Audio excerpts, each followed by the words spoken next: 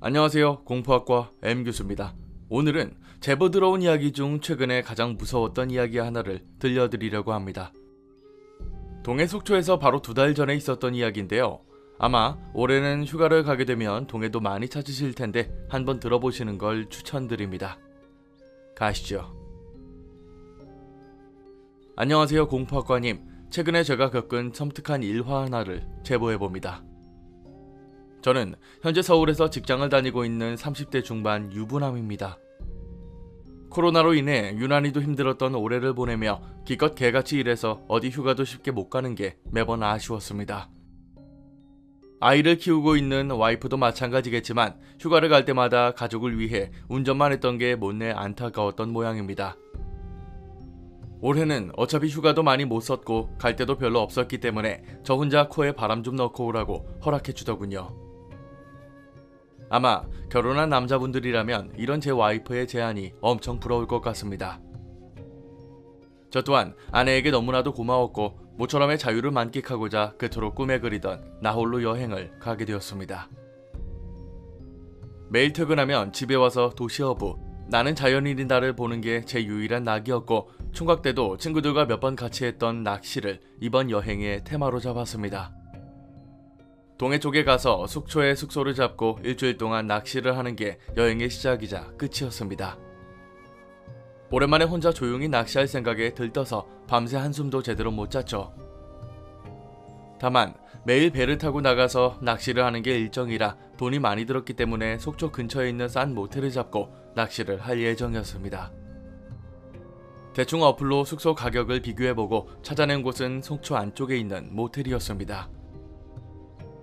보통 귀신 나오는 모텔은 허름하기 마련이지만 PC도 있고 넷플릭스도 되는 나름 요즘의 모텔이었습니다. 다행히 가격도 쌌는데 혹시 하는 마음에 어플로 결제하지 않고 숙소로 전화해서 장기 투숙인데 프로모션이나 할인이 되는지부터 물어봤죠. 분명 휴가철이라 사람이 많을 시기이긴 했으나 평일에 빈 방도 많으니 몇만 원 더 할인해준다는 말에 후딱 돈을 보내서 예약을 했습니다. 그리고 여행 당일이 되었을 때 새벽부터 출발해 아침에 도착했고 당장 입실이 어려워서 일단 오후 출조를 다녀온 후 모텔로 향했습니다. 너무나도 좋았고 정말 더럽게 행복했습니다. 자취할 때의 자유로움이 다시 한번 느껴졌고 그때 없었던 최신식 PC와 넷플릭스를 보며 행복함이 배가 되었죠.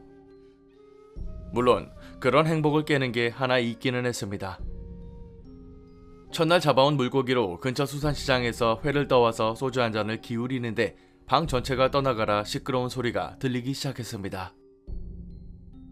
안 들리는 척 무시할 수 있었더라면 상관없을 정도의 소음이었는데 그 소리에 자동적으로 집중하게 되면서 슬슬 제 심기를 건드렸죠. 아무리 TV 소리를 크게 틀어도 이따금씩 들려오는 여자의 웃음소리는 중간중간 몰입을 방해했습니다.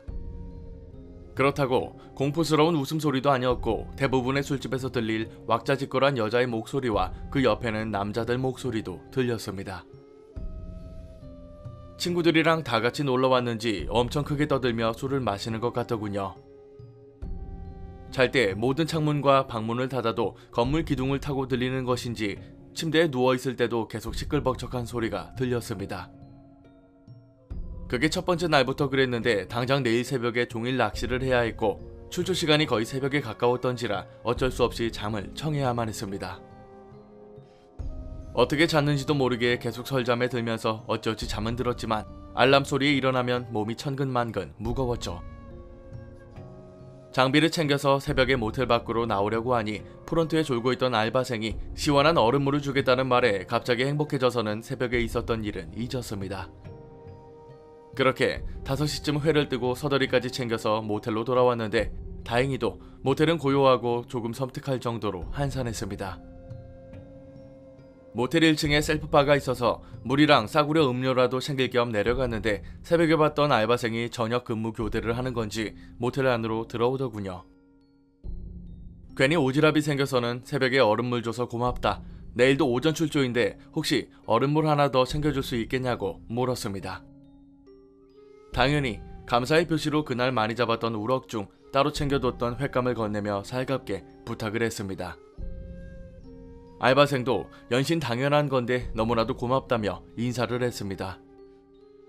그리고 또다시 저녁이 찾아왔고 도시어부를 보며 술을 먹고 있는데 언제부터 시작된 건지 또다시 남녀가 시끄럽게 떠드는 소리가 들려왔습니다.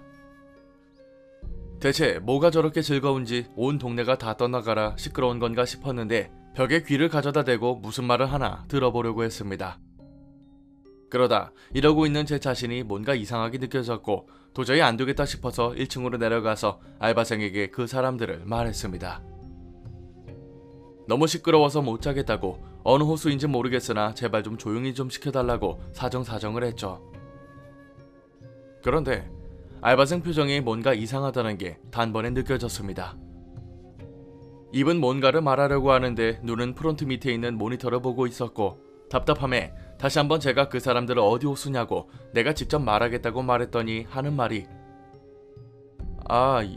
그게 제가 조금 있다가 올라가서 확인해 보겠습니다. 그 말을 듣고 뭔가 이상하다는 생각이 들었습니다. 알바생이 멍청한 것 같진 않았는데 굳이 그걸 올라가서 확인한다는 게 이상하잖아요. 여기가 어디 여관도 아니고 보통 객실에 몇 명이 묵고 있는지는 당장 그 자리에서도 확인할 수 있는 거고 이미 알고 있을 수도 있는 겁니다. 게다가 전화 한 통만 넣어도 될 문제를 굳이 확인해 보겠습니다 라는 단어를 썼으니까요. 솔직히 당시만 해도 화도 났지만 답답한 마음이 앞섰습니다. 그래서 그냥 혹시만 말해달라고 했지만 역시나 본인이 처리하겠다며 연거푸 확인하겠다고 말하더군요. 뭐 여기서 굳이 착한 알바생이랑 싸워서 뭐 할까 싶어서 일단 알겠다고 하고는 방으로 돌아갔습니다. 하지만 방에 돌아와 소주를 2병을 비울 때까지 여전히 그 소리는 들렸고 너무 귀찮은 마음에 전화로 한 번 더 부탁을 하고는 술에 취해 잠에 들었습니다. 다음 날은 방파제 낚시를 하러 가는 날이었는데 짐을 챙겨서 나오는 길에 방 청소를 부탁하고 좋은 자리를 잡기 위해서 빠르게 발걸음을 옮겼습니다. 첫날과 둘째 날은 조항이 좋았지만 언제나 물고기를 잡으라는 법은 없는지 방파제 낚시는 미끼랑 떡밥만 오지게 바다에 뿌리고는 일찍 방에 돌아왔습니다. 매일 회만 먹어서 지겨웠기 때문에 근처에서 족발이랑 치킨을 사와서 일찍 돌아왔는데 이제 금방 청소를 끝낸 것인지 방 앞에 동남아 직원들과 아까 그 알바생이 있더군요. 알바생은 밤새 근무를 했을 텐데 오후 2시에도 근무를 하는지 제 방에 있던 층에서 이리저리 지시를 하고 있었습니다. 혹시 제 방은 청소가 끝났는지 그럼 들어가도 될지 물어봤더니 이미 끝냈다고 들어가라고 말하더군요. 그래서 열려있는 방문을 닫으려고 했는데 뒤에서 알바생이 저를 부르는 소리가 들렸습니다. 몸을 뒤로 젖혀 쳐다보니 혹시 사장님 강원도 소주 드셔볼 생각이 있냐고 묻더군요. 강원도 소주가 뭐냐고 물으니 지역 소주 같은 것인데 모텔 사장이 몇 박스 가지고 있어서 가끔 손님들에게 선물용으로 준다고 말하는 겁니다. 저야 너무 좋다고 달라고 말했는데 바로 가져다 주겠다고 하고는 엘리베이터도 안 타고 바로 앞에 있는 중간 계단도 안 타고 끝에 있는 비상구 계단으로 뛰어가더군요. 제가 묵었던 곳이 3층이었고 엘리베이터와 그 옆에 있는 계단이 바로 앞에 있는 방입니다.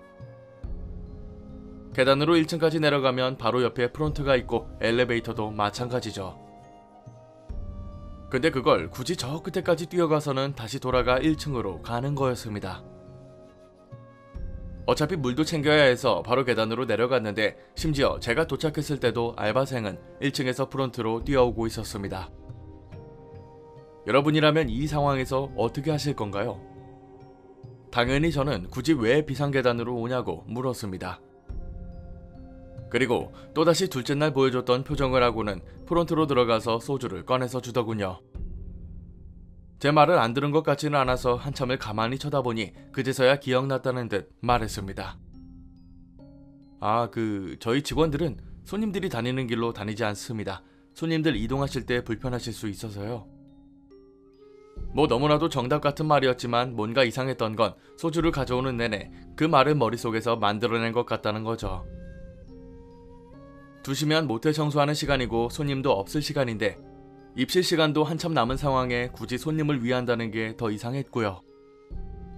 뭐 대답은 해줘야 하니 아무 생각 없이 지금 손님도 없는데 굳이 그러지 않으셔도 될 것 같다고 말했습니다. 그리고 여기서 알바생이 말한 내용 때문에 제가 남은 숙박일 동안 공포에 떨어야 했습니다. 자기도 모르게 네 사장님, 오늘부터 사장님 혼자 모텔에 묵으셔요 라는 말을 했습니다. 알바생도 아차 싶었는지 빠르게 제 눈을 보고는 다시 프론트로 들어갔습니다. 저야 그때는 평일이니까 당연히 그럴 수 있고 보통 저녁에 오는 사람들도 있으니 별다른 생각은 없었죠. 그리고 그날 밤 또다시 부어라 마셔라 술판 버리는 소리가 들렸는데 아까 오늘은 저 혼자 여기 묵는다는 말이 기억나는 바람에 전화도 내려가지도 못했습니다. 지금까지 들었던 목소리와 똑같은 남녀의 목소리가 그대로 들렸고 더 이상 이걸 가지고 알바생한테 가서 왜 또 이런 소리가 들리냐고 물을 자신이 없었습니다. 엊그제나 어제와 같은 목소리는 들리지 않는 게 맞는 건데 그게 여전히 들리고 있으니까요. 그리고 낮에 봤던 알바생의 이상한 행동이 계속 머릿속을 스쳐가는데 굳이 여기서 캐내봤자 더 무서워지기만 하고 알바생이 할 말도 없을 거라고 생각했습니다. 그리고 매일 술동을 싸야 했지만 맨정신으로 잘 수가 없으니 소주만 들이켰습니다. 그렇게 마지막 숙박일이 되고 퇴실을 하려고 프론트로 내려왔는데 알바생이 잠깐 기다려보라고 말하더군요. 그리고 프론트 뒤쪽에 가서 어디 병문안 갈 때나 줄 법한 과일 바구니를 내왔습니다. 이게 뭐냐고 물으니 잠깐 밖에서 이야기하고 싶다고 일단 받으시라고 반강제로 과일 바구니를 손에 쥐어주었습니다. 어리둥절해서 무슨 말을 하고 있나 듣고 있다가 저도 모르게 혹시 방에 두고 온 건 없나 생각이 들었습니다. 다시는 그 방에 가고 싶지 않았으니까요. 알바생은 퇴실할 때까지 절대 말 안 하려고 했고 최근에 관련 컴플레인도 없어서 굳이 숙박 전에 말 안 했다면서 말을 시작했습니다. 원래 이곳이 옛날부터 모텔이었는데 그게 벌써 10년이 넘었다고 하더군요. 그리고 제가 묵었던 방 바로 밑에 방에서 몇 년 전에 끔찍한 일이 있었다는 겁니다. 무슨 괴담에나 나오는 것처럼 다같이 자살을 했다거나 하는 일은 아니었고 젊은 남녀들이 놀러와서 방을 2개 잡았는데 밤만 되면 방 하나에 모여서 술을 마셨대요. 당시 사장이 지금도 사장인데 굳이 혈기 넘치는 젊은이들 방해하고 싶지도 않아서 말리지도 않았죠. 그리고 다음날 레저 스포츠를 했는지 배를 타고 나갔는지 그대로 익사해서 죽었다는 겁니다. 4명 중에 1명만 살았는데 문제는 그 사건 이후로 손님들 중에 그 방 근처에 자는 사람들이 컴플레인을 걸더래요. 밤이면 밤마다 근처에 술 먹는 소리 때문에 도저히 못 자겠다는 컴플레인이 들어왔답니다. 처음에는 그 소리의 근원지를 찾아다녔지만 도저히 그럴 만한 숙박 인원이 없었고 당장 알아낼 수 없으니 사장이 직접 그 주변 방에서 잠까지 잡았다는 겁니다. 그리고 술판 버리는 소리를 사장 본인도 들었는데 아무리 용을 써도 없어지지 않더랍니다. 그나마 최근에 리모델링을 해서 그런 컴플레인은 없었는데 잊혀질 때쯤 제가 와서는 그 이야기를 똑같이 하고 있던 거였죠. 심지어 알바생은 그때 잊지도 않았고 사장한테 직접 들은 이야기지만 자기가 일하는 동안에는 그 소리를 들은 적도 컴플레인이 있었던 적도 없었답니다. 물론 그게 너무 무서워서 자기는 그 방 근처로는 평소에 가지도 않고 그 때문에 비상계단을 타고 1층까지 내려왔다는 거였죠. 공포 영화에나 나올 법한 스토리지만 실제로 그 이야기를 듣고 겪으니 저도 당연히 무서웠습니다. 그게 무슨 이유든 간에 제가 밤마다 들었던 소리가 죽은 사람들의 목소리였으니까요. 옛날 일이 아닙니다. 불과 2달 전에 제가 겪은 실제 경험담입니다. 30년이 훌쩍 넘게 살다 보니 세상이 참 좁고 안 만날 것 같아도 만나게 되는 경우가 많았습니다. 아마 이 이야기를 들으신 분들 중에서도 그 모텔에 가실 수 있을 테니 혹시나 이상한 소리가 들리지 않는지 확인해보세요. 이야기는 여기서 끝이 납니다. 오랜만에 저도 보면서 무섭고 읽으면서도 소름 끼쳤던 이야기인데요. 아마 거기가 대체 어디냐고 물으시는 분들도 계시겠지만 제가 정확한 상호명은 이야기할 수가 없습니다. 만에 하나라도 그쪽에서 제가 밝힌 걸 알게 되면 저한테는 현실 공포가 시작되니까요. 제보자분이 말해주신 곳 찾아봤고요. 당연히 지금도 영업하고 있습니다. 법에 저촉되지 않는 선에서 말씀드리자면 해안 말고 안쪽에 있는 모텔이니 참고 부탁드립니다.